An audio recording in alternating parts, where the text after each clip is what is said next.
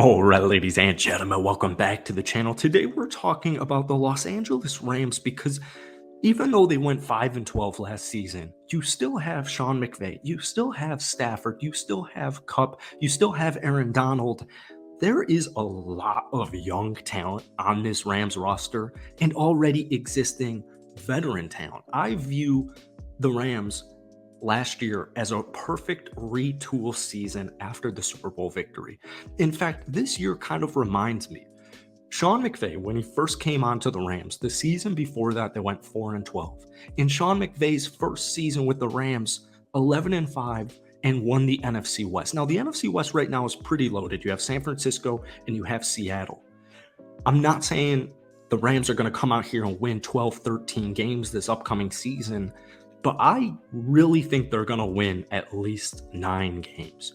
Literally, if you have those core talent and they are healthy, I know Cooper Kupp just got injured with a hamstring in camp. The good news is the regular season, we're still many weeks away. If that core stays healthy, the Rams have something special. I was watching a video earlier today. They were comparing them to the Kansas City Chiefs, just in the sense where you have a star quarterback, you have a star wide receiver, you have a good enough offensive line, which, by the way, last year, the Rams offensive line, complete disaster. They retooled it, they bulked it up, and it's going to be much more improved. And you have a star defensive lineman, you have a star linebacker, and you have a young, talented, chip on your shoulder defense. I can kind of understand the comparison, but in today's video, we're going to talk about why the Los Angeles Rams are a lot better than people are giving them credit for.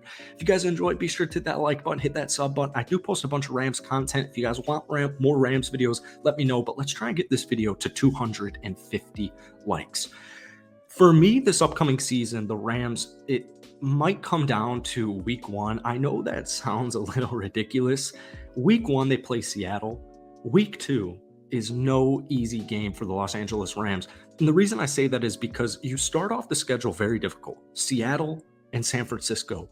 Teams that start 0-2 only have an 11% chance or only convert at an 11% rate of making the playoffs after starting 0-2. So to me, that first game on the road against Seattle is huge because San Francisco has kind of had the Rams number for many straight seasons now. Now, with that being said, I don't even know who the quarterback's going to be for San Francisco. So I think they're a lot easier to beat than some teams or some people are giving them credit for. San Francisco's still a really good roster, but so are the Rams, man. If some of these young studs come out here and actually establish themselves as stars, the Rams really have something, man. Obviously, you have your star players, but Cam Akers, very underrated running back in this league. Van Jefferson, I think Van Jefferson's about to have a star breakout season. Steve Avila, new draft pick, throwing him at left guard. New addition, Kobe Turner through the draft from Wake Forest. Byron Young. These are great run stoppers who had great college careers. And it's a recurring theme with the Rams. The Rams, they have a first-round pick this year. And they had a lot of draft picks just in general. And I think because they had so many draft picks, people aren't really looking into it. There are some studs, man. Byron Young at Tennessee, I really loved watching him play. He had 7 sacks in his final season, 12 total tackles for loss. He's going to make an impact day 1. But even a lot of these current Rams players, like guys like Kobe Durant last season, 3 interceptions, great rookie season. It's players like that were existing on this roster last year, but because of how bad the season ended and how bad it went in general, they're kind of being overlooked. All right, Jordan Fuller, all right, Aaron Donald, Ernest Jones, still a couple of stars on that defensive side of things. But to me, the Rams defense is good enough. Okay, it's good enough. And it's kind of hard in general to evaluate the Rams right now because, you know, they did a fire sale last season, right? Got rid of kind of dead weight, older dead weight that were very expensive, might I add.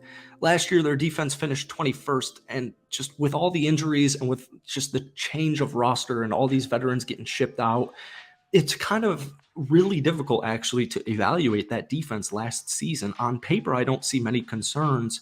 For me, what it's going to come down to with the Rams is just purely health-based because every season there are stars emerge on new teams, right? Just stars emerge. Like Ernest Jones last season had a great breakout sophomore campaign. Kind of this year would establish him as a star linebacker if he does even just what he did last season, over 100 tackles, just being a great linebacker.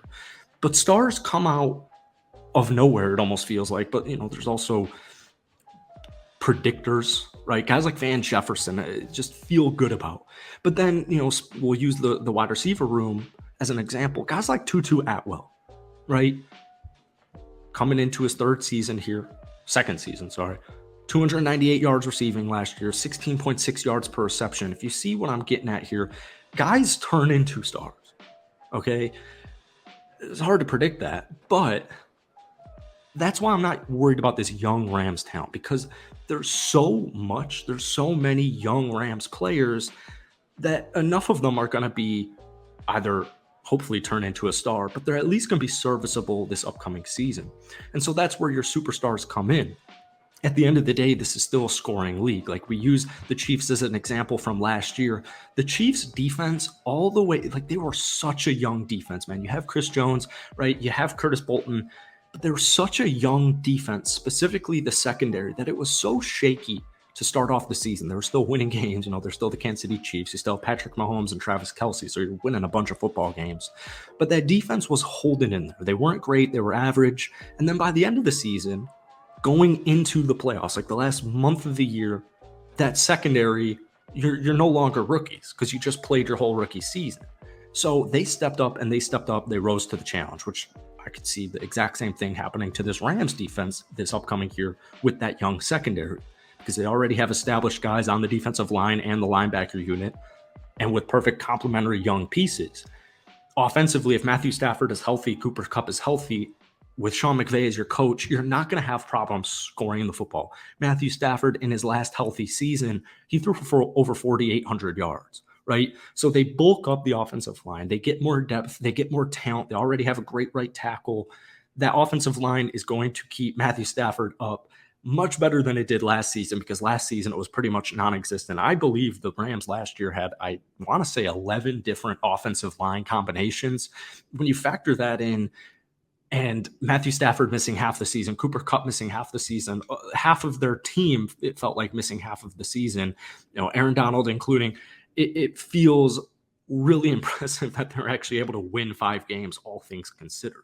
So like I said at the beginning of the video, I'm not saying the Rams are going to win 10 plus games. They're going to win 12, 13 games and get back to the Super Bowl, but it wouldn't surprise me. But what I really think is going to happen is they're going to hover around 7 to 10 wins. And a lot of that is going to come down to winning games. Like, they play Dallas, right? They play Baltimore, they play the Steelers, like winning a big time game, beating the teams you're supposed to beat, i.e. like the Arizona Cardinals. And it's going to come down to health. And it's just really that simple. That's it for today. If you guys want more Rams content, let me know down below, but I can hear somebody's mowing their lawn and it is quite loud. So appreciate you guys watching. Hit that like button, hit that sub button. But guys, let me know, how many wins do the Rams finish with this upcoming season? Because like I said at the beginning of the video, it's a win-win. You have your first round draft pick this season. So if you suck, well, here's Caleb Williams, here's Drake May, here's Quinn Ewers, here's a top 10, top 5 quarterback. Peace.